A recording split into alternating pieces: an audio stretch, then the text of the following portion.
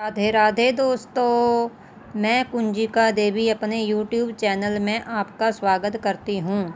दोस्तों, जैसा कि हम सभी जानते हैं कि भगवान श्री कृष्ण को कई नामों से जानते हैं, जैसे श्याम, मोहन, लड्डू गोपाल, बंसीधर, कान्हा आदि।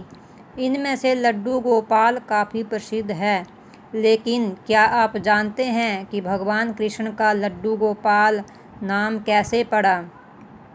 दरअसल ब्रजभूमि में भगवान श्री कृष्ण के एक परम भक्त रहते थे। उनका नाम था कुंभनदास। कुंभनदास का एक पुत्र था रघुनंदन। कुंभनदास हर समय प्रभु श्री कृष्ण की भक्ति में लीन रहते थे और पूरे दिन पूरे नियम से भगवान की सेवा करते थे, और वे उन्हें छोड़कर कहीं जाते भी नहीं थे ताकि उनकी सेवा में कोई विघ्न ना हो। एक दिन वृंदावन से उनके लिए भागवत करने का न्योता आया। पहले तो उन्होंने मना कर दिया, लेकिन लोगों के जोर देने पर वे कथा के लिए जाने को तैयार हो गए। उन्होंने सोचा कि भगवान की सेवा की तैयारी करके वे रोजाना कथा करके वापस लौट आएंगे, जिससे भगवान की सेवा का नियम भी नहीं छूटेगा। उन्होंने अपने पुत्र को समझा दिया कि वे भोग तैयार कर चुके हैं, तुम्हें बस ठाकुर जी को भोग लगा देना है। कुंभनदास ने अपने पुत्र रघुनंदन को समझाया और वहां से प्रस्थान कर दिए। रघुनंदन ने भोजन की थाली ठाकुर जी के सामने रखी और सरल मन से आग्रह किए कि ठाकुर जी आओ और भोग लगाओ।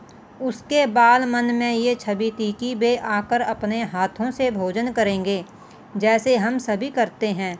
उसने बार बार ठाकुर जी से आग्रह किया, लेकिन भोजन तो वैसे का वैसा ही रखा रहा। अब रघुनंदन उदास हो गया और रोते हुए पुकारा कि ठाकुर जी आओ और भोग लगाओ। जिसके बाद ठाकुर जी एक बालक का रूप धारण किया और भोजन करने बैठ गए। ये दृश्य देखकर रघुनंदन बहुत प्रसन्न हुए। रात को जब कुंभनदास जी ने लौटकर पूछा, बेटा तुमने ठाकुर जी को भोग लगाया था? रघुनंदन ने कहा, हाँ। उन्होंने प्रसाद मांगा तो पुत्र ने कहा कि ठाकुर जी तो सारा भोजन खा गए। उन्होंने सोचा कि बच्चे को भूख लगी होगी तो सारा भोजन उसने ही खा लिया होगा। अब तो ये रोज का नियम हो गया कि कुंभनदास जी भोजन की थाली लगाकर जाते और रघुनंदन ठाकुर जी को भोग लगाते, और जब वे वापस लौटकर प्रसाद मांगते तो एक ही जवाब मिलता कि ठाकुर जी ने सारा भोग खा लिया। कुंभनदास जी को अब लगने लगा कि पुत्र झूठ बोलने लगा है। कुंभनदास ने एक दिन लड्डू बनाकर थाली में सजा दिए और छिपकर देखने लगे कि बच्चा क्या करता है।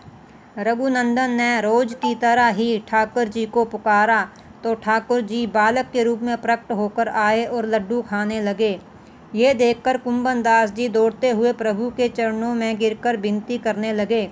उस समय ठाकुर जी के एक हाथ में लड्डू और दूसरा हाथ वाला लड्डू मुख में जाने को ही था कि वे जड़ हो गए।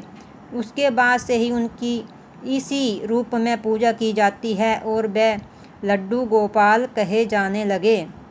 दोस्तों, आपको ये वीडियो पसंद आए तो इसे लाइक कर देना। जय श्री राधे।